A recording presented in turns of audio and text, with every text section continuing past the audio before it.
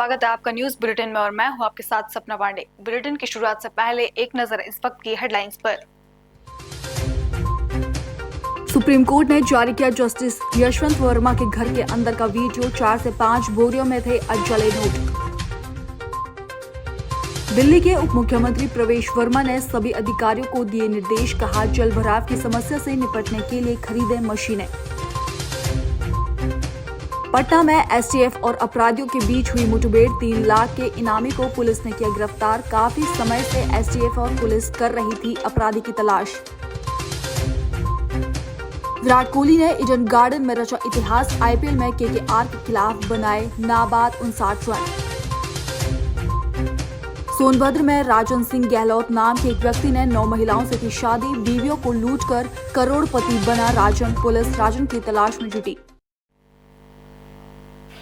खबर झारखंड के हजारीबाग से है, जहां आपराधिक घटनाओं को अंजाम देने वाले आरोपियों को गिरफ्तार करने में पुलिस को सफलता मिली। पुलिस ने आरोपियों के पास से एक लोडेड देशी कट्टा, 3 जिंदा गोलियां, एक मोबाइल और एक हीरो होंडा मोटरसाइकिल बरामद की।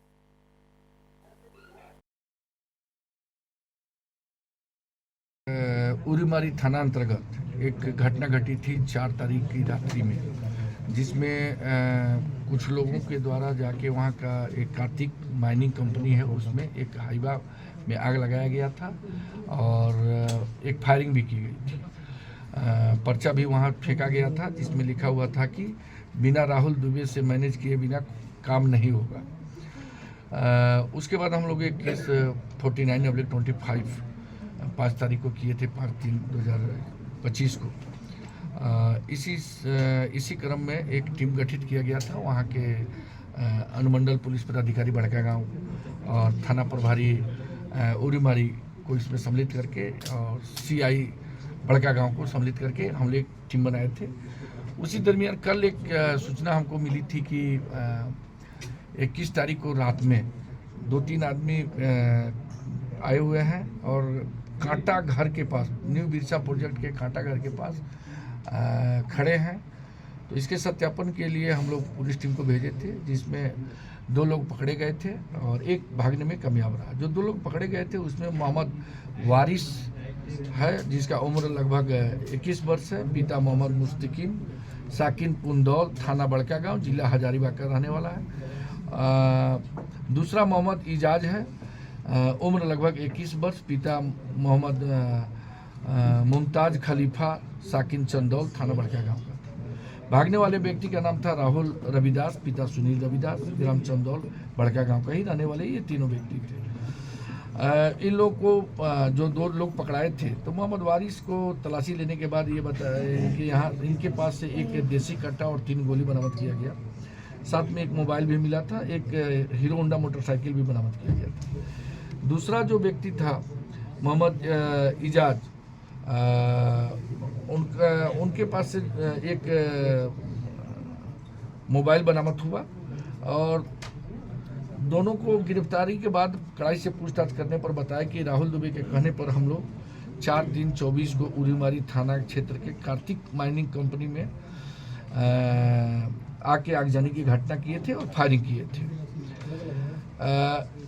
ये इन लोगों से पूछा गया कि इसके बाद और कितने लोग थे, तो इन लोगों के द्वारा बताया गया कि मोहम्मद जियाउल, उम्र 25 वर्ष, पिता मोहम्मद कादिर अंसारी, साकिब गुरु चट्टी। दूसरा नाम बताया गया सलामत अंसारी, उम्र लगभग 24 वर्ष, पिता मोहम्मद मिस्टर अंसारी, चंदौल। तीसरा सुबोध कुमार, ये भी मिर्जापुर बड़कागांव के रहने वाले हैं। हम लोग 5 आदमी को पकड़े हैं, 5 आदमी को पकड़ के अभी जेल भेज। उत्तराखंड में आज धामी सरकार को 3 साल पूरे हो चुके हैं। सीएम धामी ने अपनी सरकार के 3 साल पूरे होने के अवसर पर मुख्यमंत्री कैंप कार्यालय परिसर गेट से साइकिल रैली और को हरी झंडी दिखाकर रवाना किया और रैली में शामिल हुए। साथ ही रायपुर के महाराणा प्रताप स्पोर्ट्स कॉलेज के एथलेटिक्स ग्राउंड में फिट इंडिया रन में शामिल हुए। सीएम धामी ने फिट इंडिया रन में अन्य प्रतिभागियों के साथ पुशअप्स भी किए। इस मौके पर सीएम धामी ने कहा कि आज फिट इंडिया मूवमेंट कार्यक्रम में आप सभी को संबोधित करना और आपके बीच आना मेरे लिए बहुत गर्व की बात है। फिट इंडिया केवल मजबूत शरीर के लिए ही नहीं बल्कि एक स्वस्थ मन और जीवंत आत्मा का आधार है। भी नहीं खेला, कभी क्रिकेट भी नहीं खेला, कभी फुटबॉल भी नहीं खेली, लेकिन इतना जरूर है कि जो भी समय मिला उस समय में जिन परिस्थितियों में हम लोग बड़े हुए, अधिकांश लोग नहीं, मेरे जैसे अन्य लोग भी होंगे जो ग्रामीण क्षेत्रों में जिन्होंने जन्म लिया होगा, तो ऐसे अनेक लोग होंगे जिनको कभी इस प्रकार का ट्रैक नहीं मिला होगा, कभी उन्होंने नहीं देखा होगा, और बाद में जिन्होंने देश में और दुनिया में जाकर भारत का नेतृत्व किया, उनको भी बहुत कठिन परिस्थितियों में, जीवन के अभाव में, उनकी जीवन के प्रति प्रतिबद्धता ने कुछ कर दिखाने का जो उनके मन में ललक था, जो संकल्प था, उसने देश दुनिया के अंदर भारत के मान सम्मान को बढ़ाने का काम किया। मैं केवल ये कहना चाहता हूं कि जीवन में बहुत सारे अभाव होते हैं, बहुत सारी परेशानियां होती हैं, बहुत सारी चुनौतियां होती हैं, लेकिन उसके बावजूद भी यदि हमारी संकल्प शक्ति है, इच्छा शक्ति है और हमने जीवन में कोई मिशन लिया है, तो निश्चित रूप से अगर उस मिशन में कोई ऑप्शन अगर हम न लाए, संकल्प में कोई विकल्प न लाए, तो ये समझ लीजिए कि संकल्प भी पूरा होगा और जो मिशन है हमारा, वो मिशन भी हमारा पूरा होगा। आज फिट इंडिया मूवमेंट कार्यक्रम में आप सबको संबोधित करना, आप सबके बीच में आना सच में मेरे लिए बहुत गर्व की बात है, क्योंकि एक राष्ट्रीय मिशन है जो स्वास्थ्य और मजबूत भारत के हमारे सपनों को साकार करता है। फिट इंडिया केवल मजबूत शरीर की बात नहीं है, यह एक स्वस्थ मन और जीवंत आत्मा का आधार है।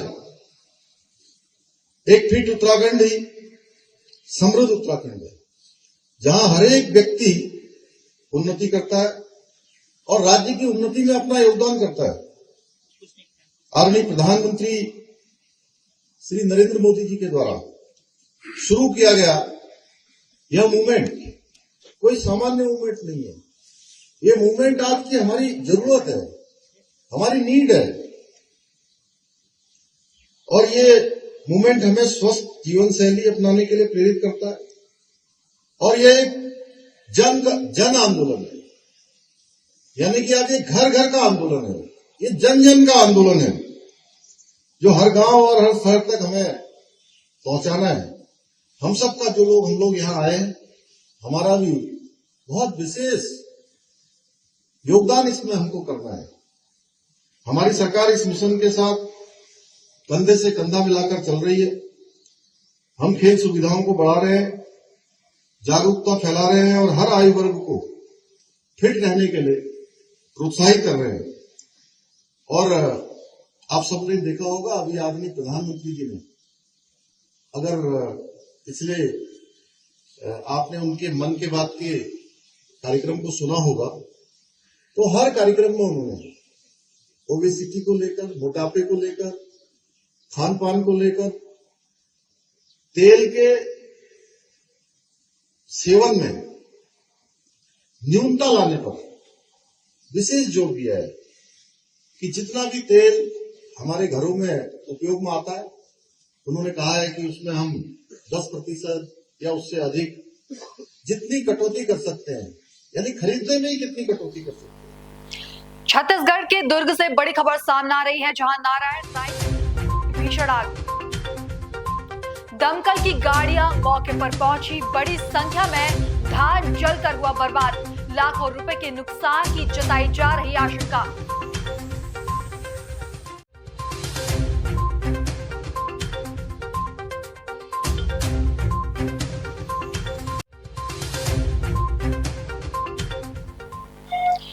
अगली खबर रायपुर से है, जहां छत्तीसगढ़ CGMSC में 660 करोड़ के रीअरेंज खरीदी घोटाले मामले में EOW ने 2 IAS समेत CGMSC को और हेल्थ विभाग के दर्जन भर अधिकारियों की लंबी पूछताछ करने के बाद 5 लोगों को गिरफ्तार किया, जिसके बाद शुक्रवार को EOW की विशेष अदालत में पेश किया गया। EOW की ओर मामले की तह तक जाने के लिए आरोपियों की 15 दिन की पुलिस रिमांड मांगी थी, लेकिन विशेष अदालत के न्यायाधीश ने सुनवाई के बाद 7 दिन की पुलिस रिमांड पर भेज दिया।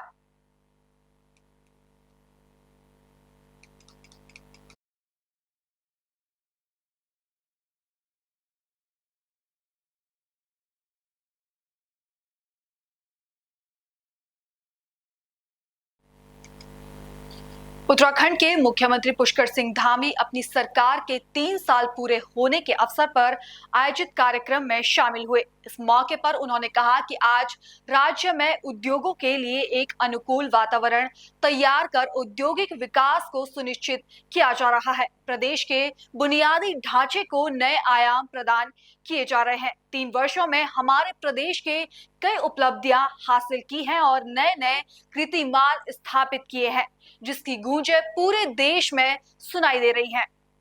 Adventure tourism, film shooting destination और वेडिंग डेस्टिनेशन के एक विशिष्ट हब के रूप में तेजी से उभर रहा है। इसी के साथ साथ आज राज्य में उद्योगों के लिए भी एक अनुकूल वातावरण तैयार कर औद्योगिक विकास को भी सुनिश्चित किया जा रहा है। आज आदरणीय प्रधानमंत्री श्री नरेंद्र मोदी जी के नेतृत्व में जहां एक और Delhi Dehradun elevated road, Vande Bharat express, Rishikesh Karnaprayag rail परियोजना, भारत माला और पर्वतमाला परियोजना, अमृत योजना, ऑल वेदर रोड और उड़ान योजना जैसी महत्वाकांक्षी परियोजनाओं के माध्यम से प्रदेश के बुनियादी ढांचा को नए आयाम प्रदान किए जा रहे हैं। वहीं प्रदेश के अंदर जो हमने राज्य की देवतुल्य जनता से जो वायदे किए थे, जो संकल्प लिए थे, जो वचन दिए थे, उसके अनुरूप हम प्रदेश में रहने वाले अंत्योदय परिवारों को 3 गैस के सिलेंडर प्रदान करना हो, प्रदेश की महिलाओं को 30% का क्षैतिज आरक्षण की व्यवस्था लागू करनी हो, आंदोलनकारियों को आरक्षण देना हो, वृद्धावस्था पेंशन दोनों पति पत्नियों को, दोनों बुजुर्गों को घर में देने का प्रावधान करना हो, सरकारी नौकरियों में खेल कोटे को पुनः प्रारंभ करना हो, विद्यार्थियों की छात्रवृत्ति प्रदान करना हो या 207 प्रकार की पैथोलॉजिकल जांचों को निःशुल्क सुविधा करनी हो, महिलाओं और युवाओं हेतु स्वरोजगार की विभिन्न योजनाओं के माध्यम से अंतिम व्यक्ति के कल्याण को लेकर, इस लक्ष्य को लेकर कार्य किया जा रहा है। इन्हीं प्रयासों का परिणाम है विभिन्न चुनौतियों के बावजूद इन 3 वर्षों में हमारे प्रदेश ने कई उपलब्धियां हासिल की हैं और नए नए कीर्तिमान स्थापित किए हैं, जिनकी गूंज आज पूरे देश में सुनाई दे रही है। ये हम सभी के लिए गर्व का विषय है कि नीति आयोग द्वारा जारी वर्ष 2023 और 24 के सतत विकास के लक्ष्यों को प्राप्त करने के इंडेक्स में हमारे उत्तराखंड को देश में पहला स्थान प्राप्त हुआ है। मूरत राम शर्मा जी, ज्योति गैरोला जी, रमेश गढ़िया जी एवं मित्तल जी समेत सभी हमारे आए हुए सभी गणमान्य सभी महानुभाव और बड़ी संख्या में आज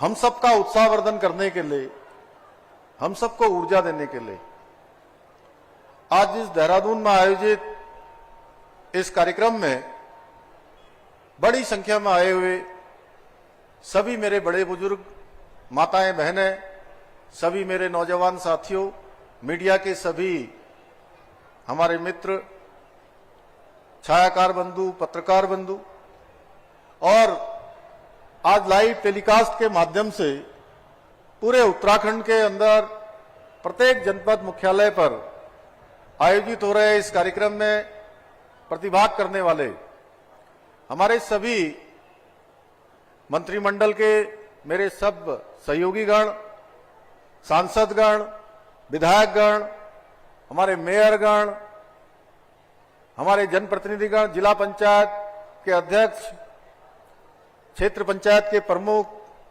सभी जनप्रतिनिधि, ग्राम प्रधान, क्षेत्र पंचायत के सदस्य, नगर पालिकाओं के अध्यक्ष, नगर पंचायतों के अध्यक्ष, सभी हमारे सभासदगण, पार्षदगण, सभी जनप्रतिनिधिगण, भाइयों एवं बहनों, मैं सबसे पहले तो हमारी सरकार के द्वितीय कार्यकाल के 3 वर्ष पूर्ण होने के उपलक्ष्य में आयोजित इस विशाल सभा में बहुत बड़ी संख्या में पधारे आप सभी माताओं बहनों का, नौजवानों का, बड़े बुजुर्गों का मैं हृदय से स्वागत करता हूं। आप सबका अभिनंदन करता हूं, आप सबको प्रणाम करता हूं। इसके साथ ही मैं इस अवसर पर उत्तराखंड राज्य स्थापना हेतु अपना सर्वस्व निछावर करने वाले अमर बलिदानियों, समस्त आंदोलनकारियों को भी दोनों हाथ जोड़कर, शीश नवाकर नमन करता हूं।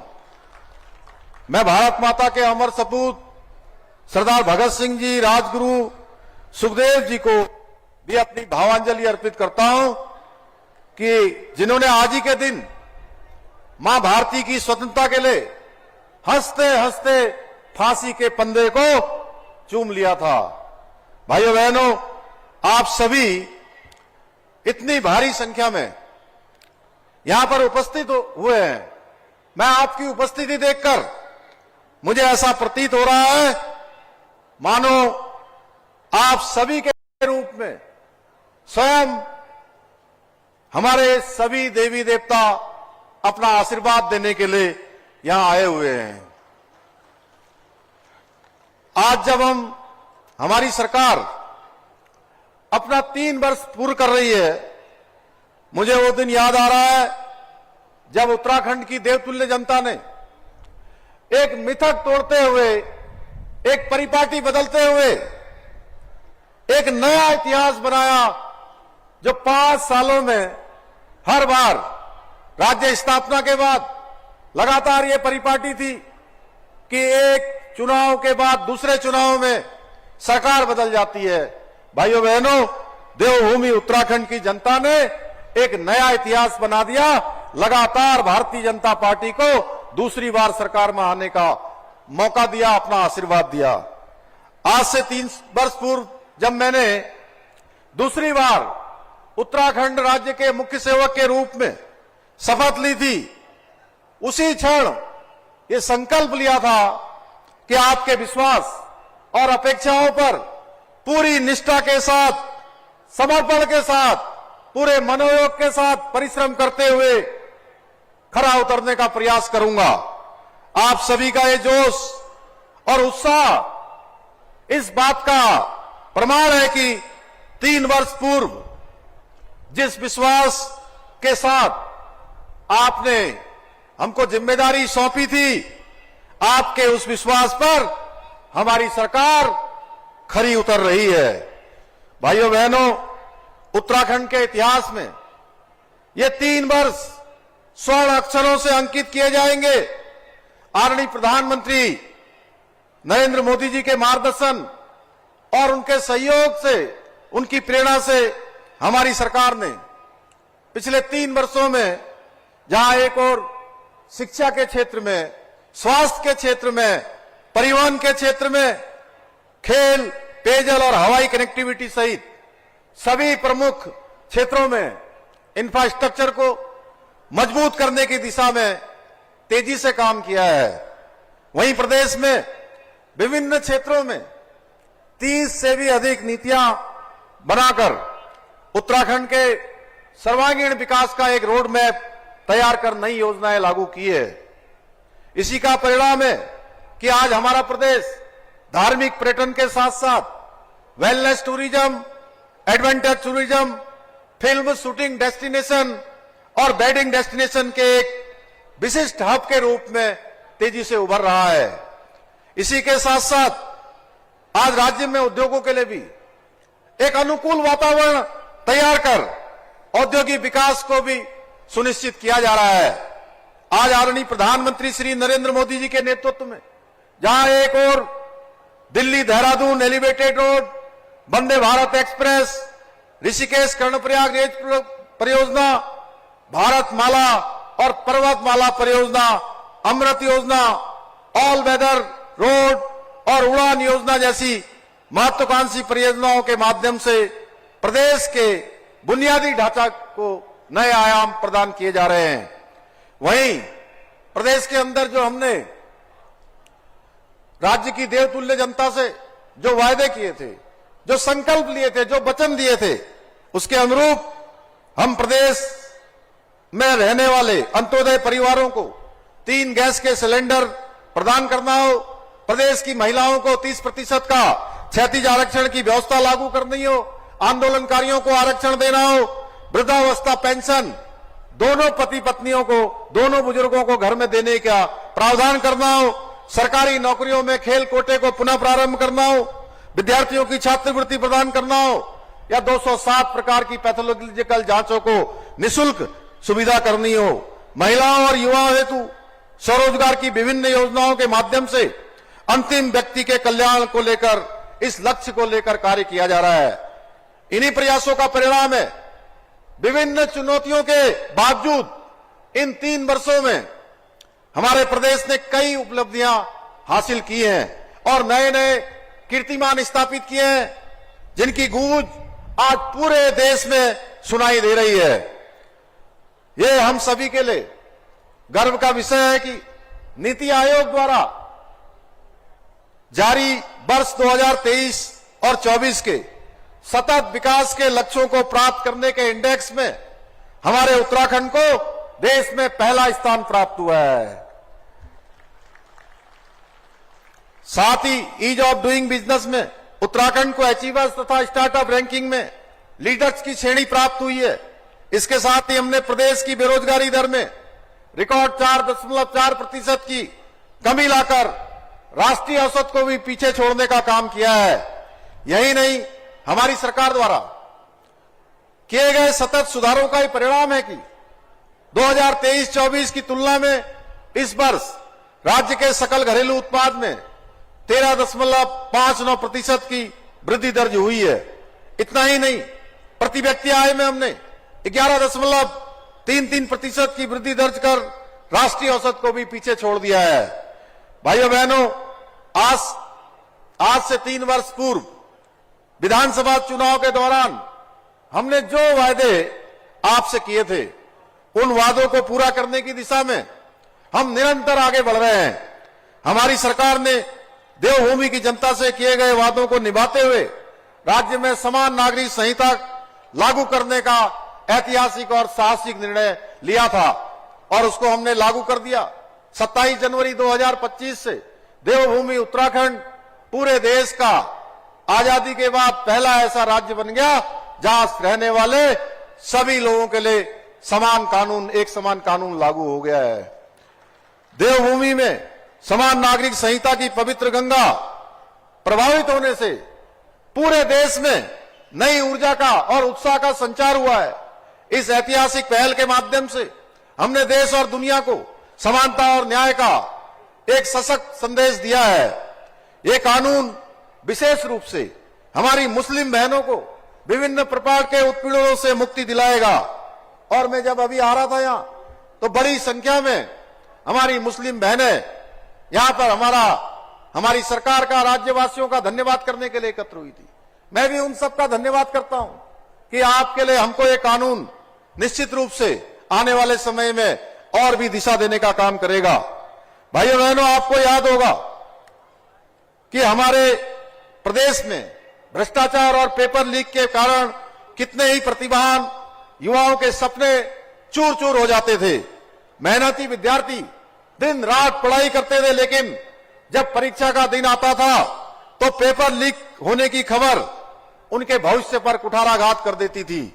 पेपर लीक और परीक्षा में भ्रष्टाचार का दर्द वही माता पिता समझ सकते हैं जिन्होंने अपनी गाड़ी कमाई से बच्चे की शिक्षा का खर्च उठाया हो। यह पीड़ा वही विद्यार्थी महसूस कर सकता है जिसने बरसों की मेहनत के बावजूद सिर्फ नकल माफियाओं की वजह से उसको सफलता प्राप्त नहीं हो पाई है। हमने युवाओं की इस वेदना को समझा और राज्य में देश का सबसे कठोर नकल विरोधी कानून लागू किया। इस कानून के लागू होने के बाद पेपर लीक की समस्या जड़ से समाप्त हो गई और अब पूरी परीक्षाएं पारदर्शिता के साथ आयोजित हो रही है, जिसका परिणाम पिछले 3 वर्षों में 20,000 से भी अधिक युवाओं को सरकारी नौकरियां प्राप्त करने में सफलता प्राप्त हुई है भाइयों बहनों। और एक भी मामले में कोई मामला न्यायालय में नहीं गया, कहीं कोई विवाद की स्थिति पैदा नहीं हुई। और आज गरीब माता पिता को भी, उनके बेटे बेटियों को भी इस बात का पूरा विश्वास हो गया है कि अगर वो मेहनत करेंगे, बच्चे की पढ़ाई लिखाई करवाएंगे, उसकी तैयारियां करेंगे और बच्चे पढ़ाई लिखाई करके अपनी अच्छी तैयारी करेंगे तो उनकी योग्यता, प्रतिभा और क्षमता के साथ अब कोई अन्याय नहीं कर पाएगा, उनको न्याय मिलेगा और उनका परीक्षा में चयन होगा। भाइयों बहनों, अभी खजानदास जी बोल रहे थे, मैं और खजानदास जी जौनपुर के कार्यक्रम में गए थे और वहां पर मुझे खुशी हुई जब पीसीएस परीक्षा का परिणाम उस समय निकला था 2024 का।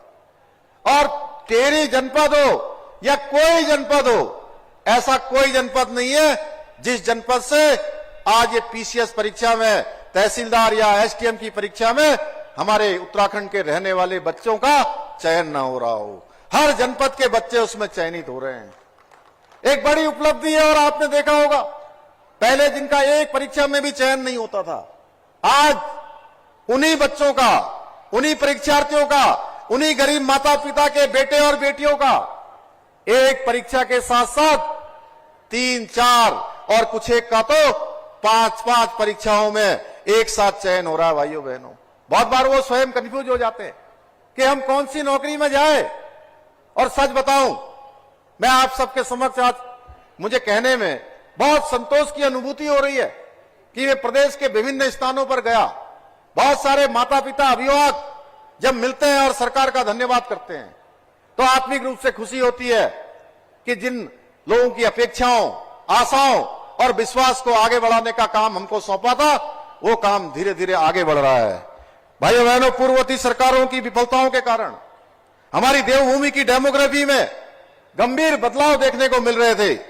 इस चुनौती का समाधान करने के लिए हमारी सरकार ने देवभूमि की सांस्कृतिक पहचान और डेमोग्राफी को संरक्षित रखने के लिए लव जिहाद, लैंड जिहाद और थूक जिहाद जैसी घृणित मानसिकताओं के खिलाफ कठोर कदम उठाए हैं।